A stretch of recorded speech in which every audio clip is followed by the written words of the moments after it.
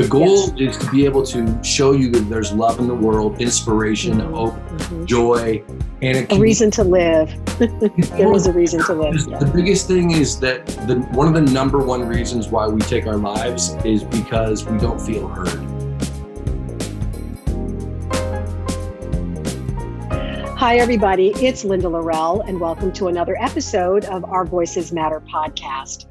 My guest today is Josh Donaldson, the CEO and founder of a wonderful organization called When the Music Stops. When the Music Stops is all about having courageous conversations as it relates to mental health. Here's what they have written on the website.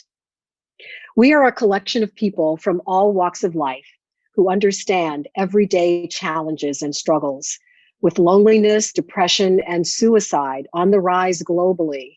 When the Music Stops is working to normalize these conversations. These issues affect all races and all religions, no matter where you are in the world. Well, as you know, here on Our Voices Matter podcast, we are all about having those courageous conversations. And I have to say that Josh is not afraid to go there. I believe in my heart that someone out there watching and listening really needs to hear what Josh has to share. Here now, my conversation with Josh Donaldson. So Josh, it is so great to have an opportunity to talk with you about your organization, When the Music Stops, and your personal journey. So welcome to the show. Thank you so much for having me. I'm honored and really excited to be a part of this conversation. Well, when I first learned about your organization and your focus on mental health and suicide prevention and wanting to have conversations that are difficult but necessary and potentially life-saving, just struck me right in my heart, because that's what I'm all about, is trying to find more human connection and help us find some healing in each other. And I believe that when we're able to do that, then a lot of the divisions that we're seeing in our country right now will start to dissipate. So I want to ask you, first of all, what was it that was the catalyst for you starting this organization, When the Music Stops? Incredible question. Thank you. I love with everything that you're saying and where you're aligned. I think that there's a lot of synergy in our thoughts. Well, for me, I'm from Seattle, Washington, and I started in the music industry in the late 90s. And I spent over 20 years touring with musicians and also throwing shows. So I was in the music industry for over 20 years, 22 years. And it's a really fast life. And there's always another show. You're only as good as your last show. I remember having one of the most successful shows in my whole life. And my employer at the time said, well, what are you going to do next week? And it broke my heart. But that was the career path I chose. And I was very blessed to be able to travel the world with some really prominent musicians on their world tours. But doing that doing that in your early 20s is great. But I did that for so long. I didn't have an exit strategy. I just kept doing it and kept doing it. And what I didn't realize is that it was taking a lot out of me. In 2017, I was asked by the Malaysian government to go to Kuala Lumpur to speak on the convergence of music, entertainment, and technology with an emphasis on burnout. So I was doing motivational speaking on burnout and telling people how to take care of themselves, but I wasn't listening to my own advice. You yourself were burned out. Oh, completely. And I didn't know it because we don't realize it. There's, you just feel like you have to push through the way that society tells us in business, in music and technology, in the corporate ladder, whatever it may be. You have to keep going. Now we're starting to have conversations where you listen to your body, but all through the 80s and 90s and early 2000s, it was how much work can you do? We would celebrate. I work at 80 hours a week. I work 90 hours a week, and that was celebratory. Yeah, and that was celebratory, right? So what happened in 2017? Well, so 2017, I started to get a bit depressed, and in 2018, didn't know. I was looking for answers that I couldn't find, and I was experimenting in thoughts and consciousness, and I just basically at the end of 2018, I had a breakdown, a severe one, and it was just after New Year's Eve 2019, and I was on vacation with some friends, and I just, for lack of a better term, I snapped my psyche. I just literally. It's really hard to put into words. It's not a panic attack. It's something deeper, more psychological, and far more severe. And within 3 days of that, I attempted to take my life. And yeah, and there was a very, not to discredit anyone that takes pills and goes to sleep or something like that, because that is equally as severe. But for whatever reason, I did a very physical attempt. And what did you do, if you don't mind my asking? Yeah, no, I'm wide open. I slit my wrists, and I severed all the nerves and tendons in half. So it was one of the most violent attempts survived they'd seen in Miami at the Mount Sinai Hospital in Miami in a decade. The Miami Police Department, the EMTs, the doctors, the surgeons, they didn't have a medical reason why I survived. They weren't like, well, you didn't hit this or you didn't hit that. There wasn't like a reason. Mm-hmm. They were besides themselves. And they sometimes this happens where there's a divine intervention, if you will. And I had kind of, while focusing on my success for 20 years and the music industry, money and girls and power and all this other stuff, you kind of lose sight of your purpose in life and any higher power. It's hard to have faith in God when you're on the private jet flying to Brazil. I'm sorry to say, and just being candid. And so you're surviving that attack. What did that say to you? The fact that the medical doctors, the medical community was saying there's no reason for you to still be alive. I mean, given the severity of your injuries. To be really honest with you, to be completely transparent right now, I felt like a failure, not a survivor. Wow. I felt like I wasn't expecting you to say that. I don't usually say that. I stick with the survivor story because that was what gives hope. I felt like a failure, to be completely transparent right now. You failed at trying to kill yourself, in other words, is what you were doing. Do you know how stupid I felt that I couldn't even do that right? I felt like I was at the bottom of my barrel, and I did everything right. And I'm a pretty intelligent individual, and I'm physically capable, and I wasn't on drugs or alcohol when I did it. And I did everything you're supposed to do, and it didn't happen. I felt like a failure. Like I couldn't believe that I couldn't even do that right. It just felt like one more thing in my life that I was a letdown or disappointment in. I get it. I get it. It was heavy. Yeah. I couldn't believe it. I was just, I was done. I had nothing left. Okay. So if that's how you were feeling in the immediate aftermath of this, tell me a little bit about those first few weeks and months as you were dealing with that emotion. I can't even do this right. How do you get from there or begin to take the steps that got you from there to where you are now? Yeah. What was that process? Well, so I'm in recovery, which I separate a little bit from mental health because I'm a dual diagnostic. I was an alcoholic for 25 years, active, and I also have hypomania and bouts of depression, but those are two different things. So I choose to, for my career, focus on the mental health and how I can inspire people. If somebody asks me how I did it, then I'll talk about my recovery. But so in recovery, we have a term called the gift of desperation. And that's what I was bestowed upon me. So there was a bit of divine intervention, if you will. For some reason, my guardian angels, my ancestors, and God were like, not today. It's not your time yet. You have more work to do, which I choose to believe. And and I was just defeated. And so I felt like this complete and utter failure. And so I had nothing. But I already tried to die and that didn't work. So that wasn't an option anymore. So there was nothing. So so now you had to figure out how to live. The only option was to crawl back. And everything, and I was very successful in my career. You know, I was a hospitality executive in Las Vegas, on the Las Vegas Strip, at big casinos, and lived in New York and lived in Spain.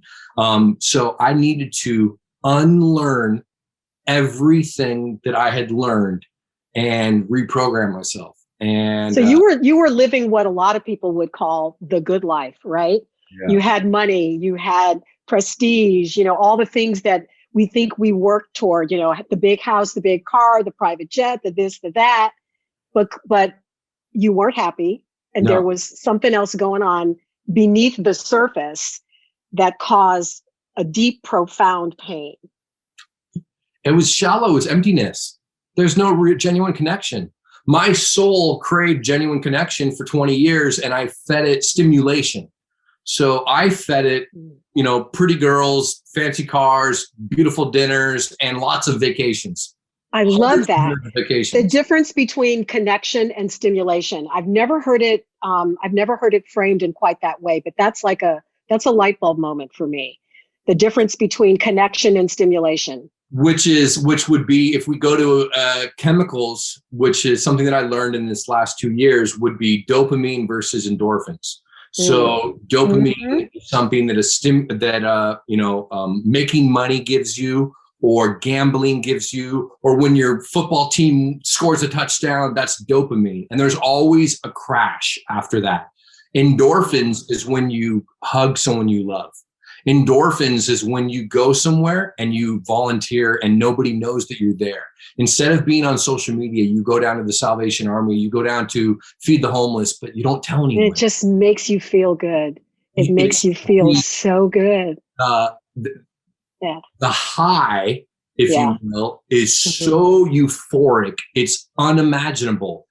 And it's private. It's not public. Which is something that I didn't know about until my journey. I started to hear from others, you're doing when the music stops, but you also need to have a balance of doing good in secret. And I didn't understand what that meant, because I'm in the business of marketing and social media. And so you're supposed to tell everyone to inspire them. And they're like, well, that's one portion, but to be able to, that's almost transactional. So you're getting likes, you're getting shares, you're getting accolades for that. So you need to be able to have a balance of doing something. Can somebody go out and help someone else and not tell their spouse? Can you do something where no one knows but you and God? And I don't know what that looks like. And I'm trying to think about that, and I'm working on that. And that's something that there's a lot of incredible people, including some celebrities that you would never, ever, ever, ever know, that I've heard stories of, that do good in secret because they know it's the right thing. It's the right thing. So let me take you back to that journey again. And as you're crawling your way out of it, tell me when you knew that you were going to be okay, that you were regaining a will and a desire and the means to live a fulfilling life. Well, it's pretty tough, but I would say somewhere around 90 days is when, to be technical, the chemicals in your brain start to come back and they start to level off. So 90 days is the first time where your brain is like, okay, we're going to survive. What do we do? And so really quick, going back to the moment where I was in the incident, if you will, I had a premonition while I was in the moment. And I thought about all the good people, or the people hurting and that did that to themselves, like maybe kids that had been abused, or people that just didn't have any hope or didn't have any inspiration. And I don't know why, but they came to my heart and I thought about them in that moment. And then 90 days later, 80 days later, I started thinking, wait a minute. And it started with musicians. I was thinking, like, what about all these musicians? What happens when they're not rock stars anymore? What happens when it's all over, when the party stops? What happens then? And because there's, the Chris Cornells, the Kurt Cobains, the Aviciis, the Anthony Bourdains of the world, there's all these incredibly talented individuals that we look up to and we adore, and then they end up taking their lives because they feel this sorrow, this emptiness, this sadness, and they want it to stop. And that's something I can relate to. And so right then I was like, what happens when the music stops? And I was like, well, that's a great name. And I wrote it down, and then I looked it up, and it hadn't been used. It was only used. There was an Eminem song, which I didn't even realize for like a year because I wasn't looking into that. I was looking into businesses. And there was a small business in Northern England, and it was called When the Music Stops. And it was it was a geriatric dating service. So it was like 65, it was 65 and older when the music stops. But so it hadn't been used for anything else. Like I have the Instagram handles and everything. And I was like, wow, this is a bit. And everyone told me for the first year, like, oh, I've heard of you, because it's just something that you think. It's a phrase that people use all the time, but it's so interesting. So, Right. Okay. So you decided when the music stops, this is something that I need to do. I need to do something with this. Mm-hmm. And so tell me about the organization and what it is that you're doing. Yeah, absolutely. So it started out as a podcast originally in 2019, and it grew from that, and it needed to be a nonprofit.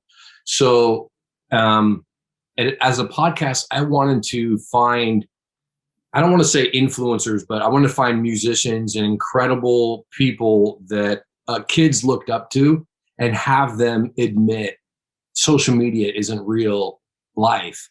I wanted to get big musicians or big DJs or artists to admit to their fans, like, not put yourself out there and compromise yourself, but at least say, hey, I struggle too.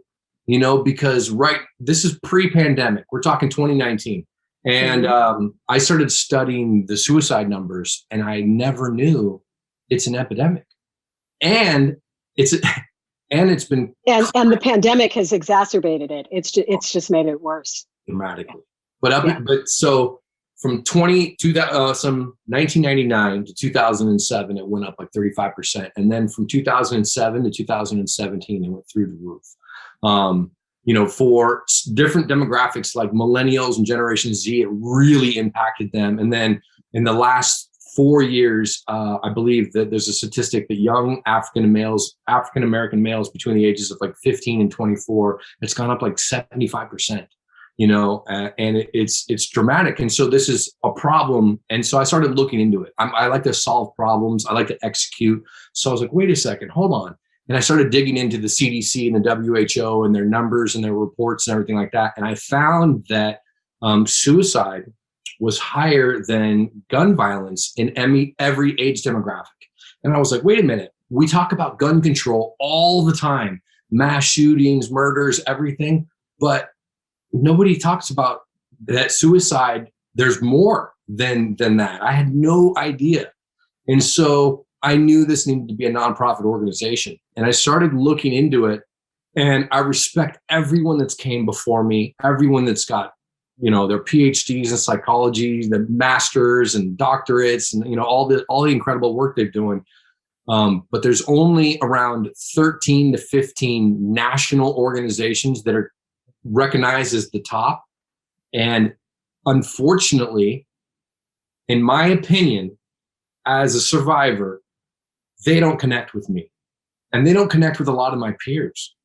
So what are you doing differently so that you can make that connection with people like yourself that you're trying to help? Well, that's an amazing question. Thank you for asking that. And I think that we're trying to think outside the box. How can we have the conversations differently? How can we approach it differently? Because a lot of my peers aren't really, a lot of the traditional way to do it, and I'm not putting anyone down for how they do things, but a lot of the traditional ways to do a marathon or do a walk for suicide or something like that.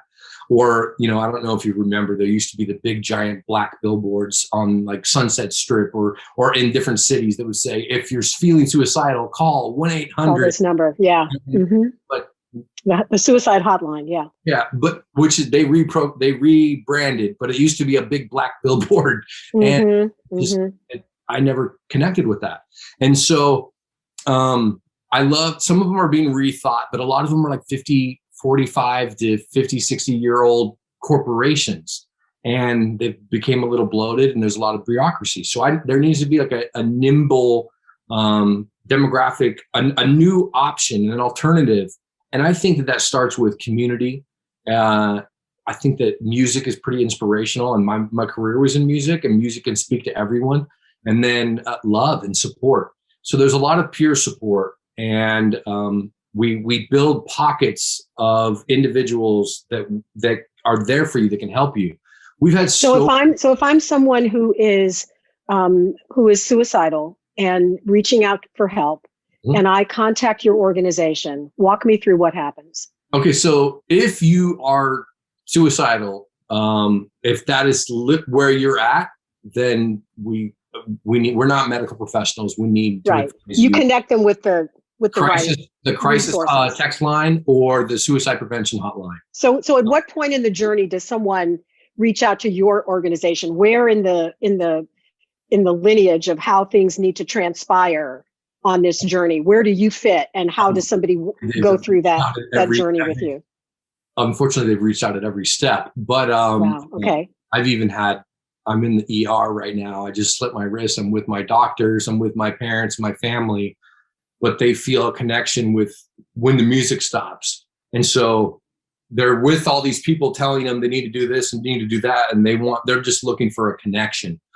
So that's a little bit of overwhelming, but our goal, so before I answer your question, let me say that our goal is to be able to reach you before you have a suicidal thought. You know what I mean? The goal is to be able to show you that there's love in the world, inspiration, hope, joy, and a reason to live. There is a reason to live. Yeah. The biggest thing is that one of the number one reasons why we take our lives is because we don't feel heard. We feel alone. And a lot of kids feel unheard by their parents, by their peers, by the students at their schools, by their significant others, by their employers, and in major cities, there's a lot of health movements, in Seattle, Los Angeles, San Francisco, New York, Chicago, Atlanta. There's cities that, you can go out and find that. But if you're in Wichita, Kansas, no offense to Wichita, but if you're somewhere in the Midwest, there might not be as many options as getting help. So there's a lot of people that I was like, wait a minute, what about them? How do we reach them? Yeah. So your goal is to help people get to the point where they believe that there is hope and there is a reason to continue to live. Yes. So when they get to you, again, walk me through what happens. So whoever it is that picks up the phone and calls or shows up on your doorstep, how do they get help? Okay, so they usually come to us and they either have felt inspired or they feel loved, or they'll let me know, they'll let us know, I'm really hurting right now. And then we have to ask certain questions that we've been trained to ask, do you have a plan to take your life? And no, I don't, but it's a thought, what's going on? And so right there, you have a responsibility to be supportive and to be positive. And the biggest thing, and this is something I learned in my own journey, at 6 months sober, I was told that I needed to start going and speaking at treatment centers and detoxes and hospitals. And I was like, I'm not ready. And I was pushed to do that. And for the first few months, I would go and tell my story, and I would talk and I would talk and I would talk. And then I learned the most important thing you can do is just listen. And so if you just let them open up, sometimes that is all it takes to save someone's life. Just listen. I truly believe that the most powerful piece of human connection is listening. I get asked a lot as a journalist and someone who interviews people for a living and have done for 30 years or more now. I have students ask me all the time, how do you do a good interview? What are the tools? What's the technique? And my first answer is always, you have to learn how to listen. Listen to what someone is saying. and then respond accordingly. And don't be so connected or mired to the questions that you have written on a piece of paper or, excuse me, or have in your head, that you miss the answer to the question you just asked and you miss the follow-up, because that's where the gold lies. That's where the nuggets are, is when you listen to what someone has to say. And then that also dovetails with what you were saying about people feeling that they're not being heard. Everyone wants to feel that they are being heard and appreciated and valued just for who they are as a human being, period, full stop. And if we can just do that for each other, we will be so much farther along the paradigm. Do you agree with me? I couldn't agree more. I mean, I'm somebody that loves to hear the sound of my own voice sometimes. I love to talk. I'm a talker. But learning to actively listen and hold space with someone is a gift. It's not a gift that I've mastered by any means. It's a gift that, we get to, because it's an energetic, there's an energetic exchange, to be honest. Mm-hmm. And when you were in your dark place before you attempted to take your life, did you feel that anyone was listening to you? And if, when the music stops, had been in existence, then might it have changed your trajectory? Wow, I no one's ever asked that. I love that. Wow. Incredible question. So the day of, I have, thousands of contacts in my phone, and I was just scrolling, and I felt I had no one to contact at the time. I was in my own, I'm not saying that I didn't have people to contact. It was my own projection, my own despair told me nobody can relate. No one wants to hear what you're going through. And so I felt like there was nothing and no one. And, if there was when the music stops, that's a great question. I've never thought about that. I would love to, hopefully I would have been able to find somebody that would listen to me, and I'd be able to become of service. I think that what would have helped is being of service to others. That's the biggest thing, at first is listening to somebody, being able to hear what they're going through. And sometimes there's a pressure cooker of depression going on, and it just lets off enough steam to where they can be okay, and they can move on with their day. But the next step that I recommend to people at a certain point, if they're not in a severe situation, is being of service, helping others in your community. I've heard some. Because it takes the focus off of you. Yes. It takes the focus off of you. And when you're reaching out to help someone else, you end up getting so much more back. And we don't, that reciprocity can be life-saving. I love that you're sharing this. There was a story of a young man. His name is Kyler. Kyler's Kicks. They have an incredible organization, and look them up. They're on Instagram and on everything. Kyler's Kicks. Okay. They're based out of Las Vegas, and he's 15 now. And when he was 11 years old, he was stabbed in his middle school.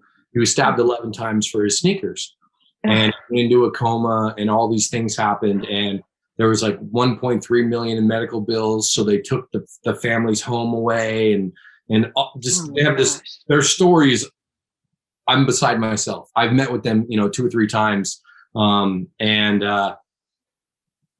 He was struggling with PTSD and nightmares, and they were giving him medication that was making him suicidal, and like all this stuff. And there was just this huge struggle that they went through, and they ended up being homeless. They lost their home, they lost their jobs, they lost everything, all because of a chain reaction of events that happened after this young man was stabbed in his middle school. And what they happened was they were living, if I remember correctly, they were in a tent city or something in Las Vegas. And the young man started helping other homeless. And he started, the nightmares and the night sweats and the PTSD started to subside. And so they were like, well, let's lean into this. And so then he loves shoes. That was his passion. So he worked with Zappos and Tony Hsieh, who's passed away, the CEO and founder of Zappos. and they donated like 10,000 pairs of shoes. And so this young homeless teenager was able to go to all the schools, and I think it was all the middle schools and high schools in Las Vegas, and give them hundreds of pairs of brand new shoes, so no kid, poor or rich, would ever go without a fancy pair of shoes, so no one would get stabbed again. And everything just started getting better. So then they created a teen center for kids to go hang out. And they've since got a home. It was donated by magician David Copperfield. I think he got them a lease for a period of time. And then they recently upgraded from a 900 square foot teen center to like a 3,000 square foot teen center. And I got to go about a month ago. I got to go spend some time with them. And they were building a music studio for kids. And Kyler's doing great. But it's all based off of service. So every day he's thinking about other kids, other homeless people, what's going on. And it gets him out of his own nightmares and own things. So there is a physical reaction that happens in that energetic connection with being of service to others. Yeah. And you're living proof of that, just by you being so open and vulnerable and sharing your story is helping others, but it's also helping you. And you having started When the Music Stops to help other people is also helping you. Yes? Yeah, absolutely. Yes. And with When the Music Stops, we have a lot of incredible plans for the future. So last year, I was just going to ask you, what's your pie in the sky? What are you hoping to accomplish with this? Because you're still very, very young in the game in terms of the age of the organization. Nonprofits are 15, 20, 30 years. And I always hear that there's a struggle for the first 5. So it's literally in its infancy. And donors like to see consistency. You know, some donors want to wait a year or 2 to see if you're going to be around before they give you their time and money, which I respect completely. So I have an idea, and I have a very extensive plan to work on a When the Music Stops mental health education program for like middle schools and high schools. Now that's down the road. That's like a 3-year, 5-year plan, because I grew up in the era of DARE. Do you remember the DARE program? I do. I used to do speaking engagements here in Houston with DARE all the time. Yeah. So there's always been, people will debate whether DARE was successful or not. I'm not talking about that. DARE's execution was tremendous. Yes, it was. Every kid in America in the 80s, since 1983, in the 80s and 90s and 2000s, took 2, took 4. There was concerts, there was assemblies.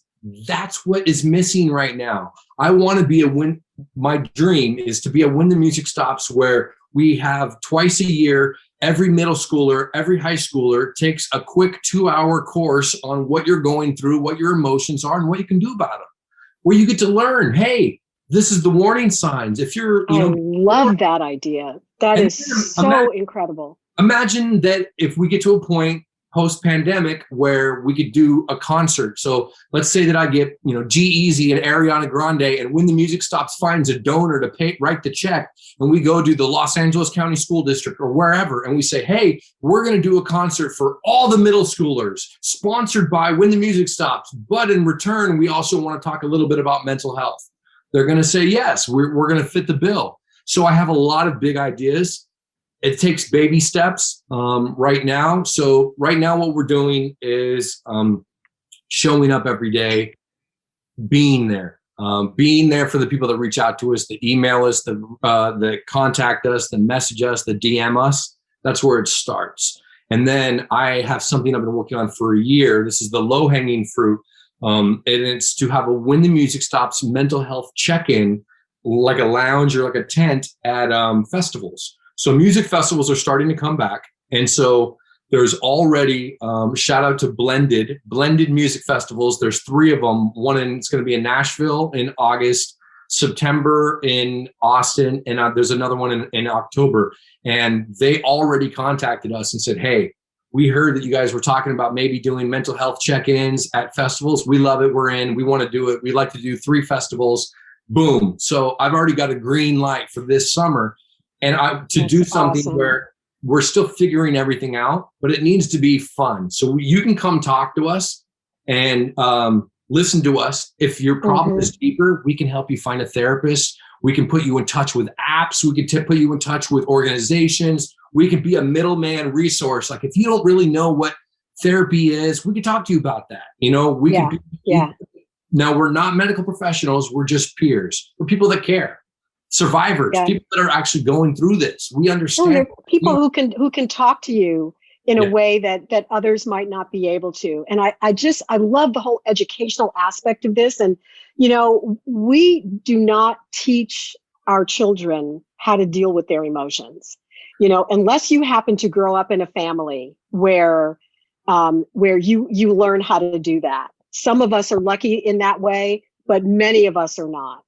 And just the idea of, first of all, talking so openly about this, about mental health, and it being something that we all need to take care of our minds and our mental health the same way we take care of our bodies and our physical health, and take the stigma away.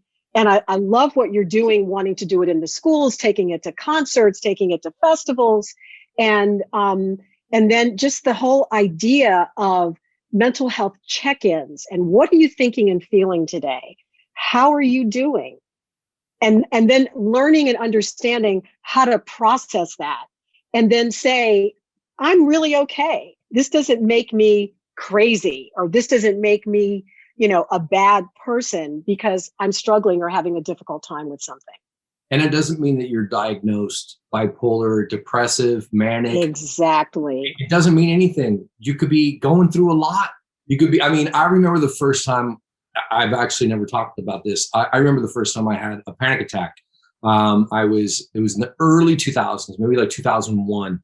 And I had moved from Seattle down to California, and I was going through some big changes, and I was going through a breakup, and I didn't know where I was going to work, and I didn't know where I was going to live, and I didn't have my significant other. And I remember being washing my face and at my friend's house, and feeling like I was having a heart attack, and I couldn't breathe, and my chest was caving in, and the whole world was like, And at that time, I didn't know what that was, and I didn't know who to tell, and I got scared, because what if you tell somebody and then they diagnose you something, and they look at you and they say, "Oh, you're crazy. We're going to take you away to a mental hospital."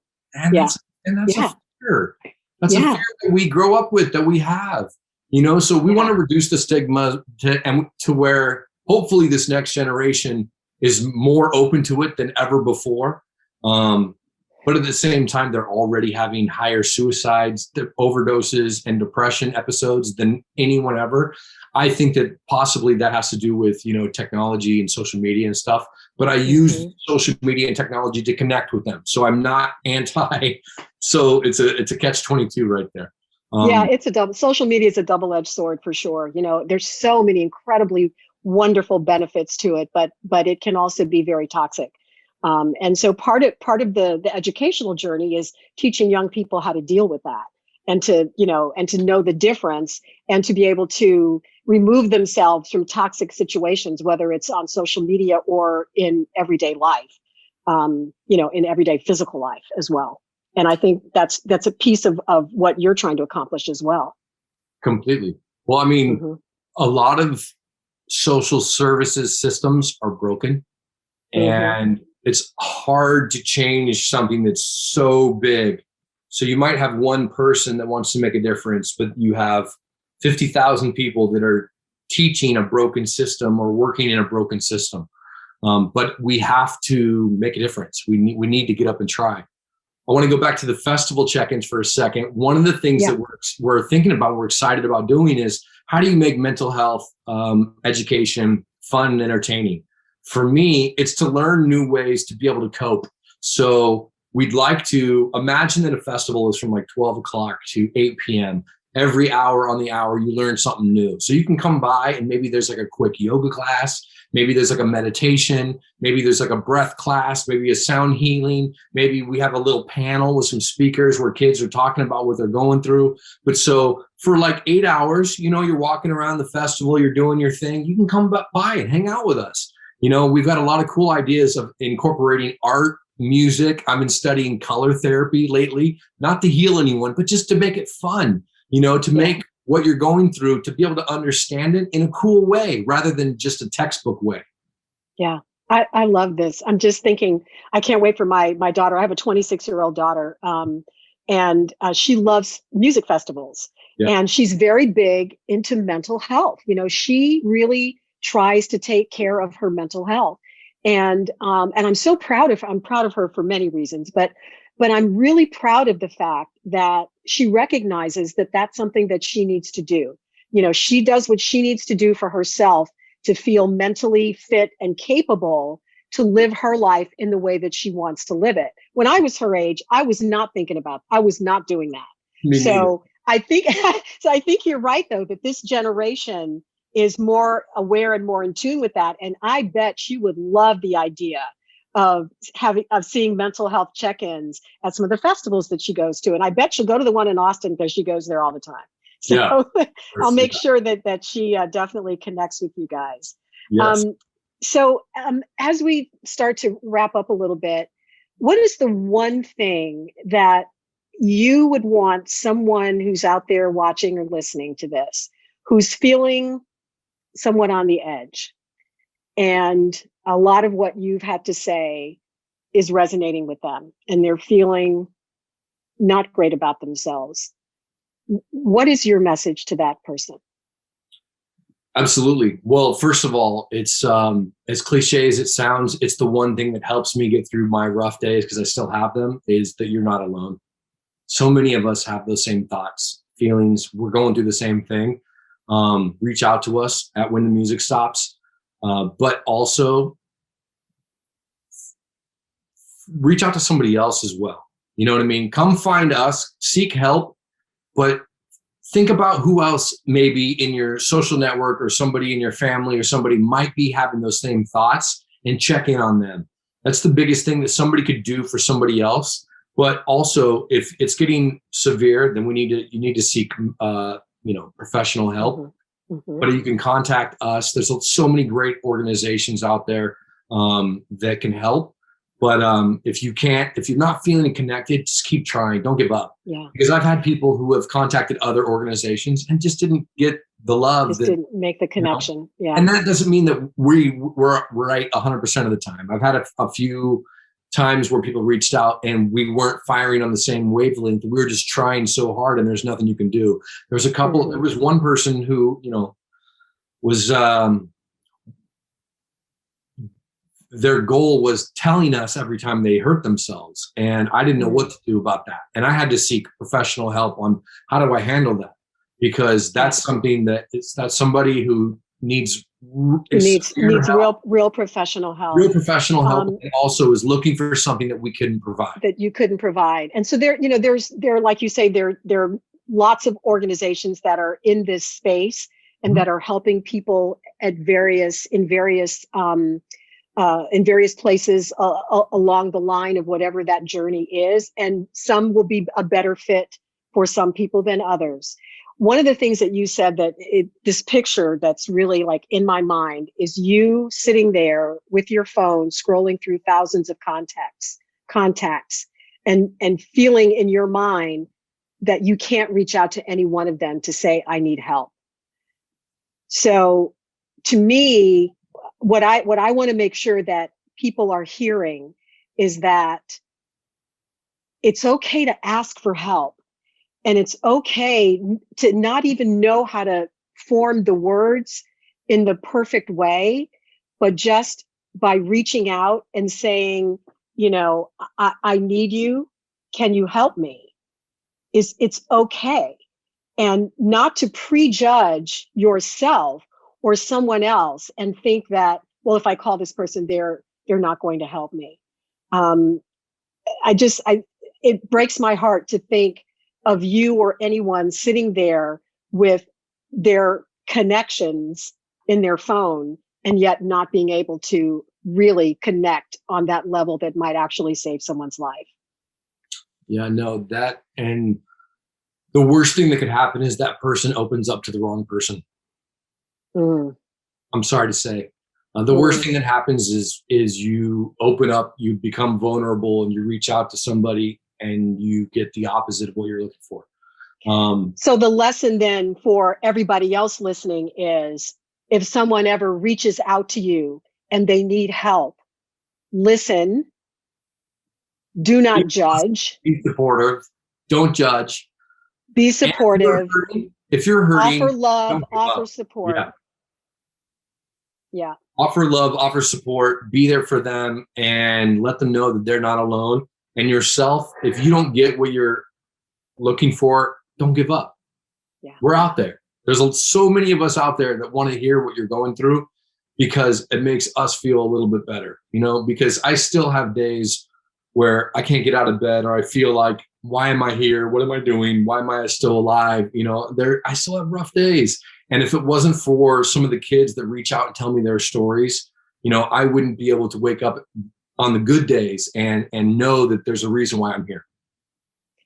Well, the good Lord saved your life that day for a reason, and you are certainly making the most of it and giving back in ways that are exponential, and you'll probably never know just how deeply you're affecting so many with your story and your journey and your ability to articulate it, not just your ability to, but your willingness to. So I thank you, Josh. Thank you so much for what you are doing for the world. And I'm so happy to have you in my orbit now. And please consider us a resource for you, and a friend and a supporter in all that you do. And let's just keep talking and keep helping others. Thank you so much. This has been an incredible experience. And, it takes a village, honestly, it really does. So, and you said at the very beginning of the conversation, you had mentioned making the world a better place, and it's possible. It literally starts with the simplest things: is be kind. Yes. And we have bad days, but that doesn't mean that tomorrow isn't another opportunity to be kind, or be loving, or be supportive. You know what I mean? Listen to people when they talk to you. When somebody tells you what they're going through, don't just avoid that conversation and brush them off. You might be saving a life by just hearing how bad their day was. Now, somebody who's a chronic complainer, you need to set energetic boundaries. So, be mindful. Yeah. Such great advice. So many nuggets of wisdom. Again, Josh Donaldson, thank you so much for sharing your time with us today. And I look forward to the next time. It's an honor. Thank you so much. Thank you. If you or someone you know are feeling depressed and having thoughts of suicide, please reach out for help. There are any number of organizations that are standing by, that are ready and equipped with people who have big hearts and the tool set to help you come out of this on the other side. If you'd like to connect with Josh and his organization, whenthemusicstops.org, we have linked to that in our show notes. There are organizations like Josh's and many other with very big-hearted people who are out there just waiting to help you. Remember, you are not alone. I thank you for giving Josh permission to speak and for having the courage to listen to him with an open mind. If you like what we're doing here on Our Voices Matter podcast, please subscribe on the platform of your choice and share. We'd like to get the message out to as many people as we can, our message of love and hope and connection. We'll see you next time.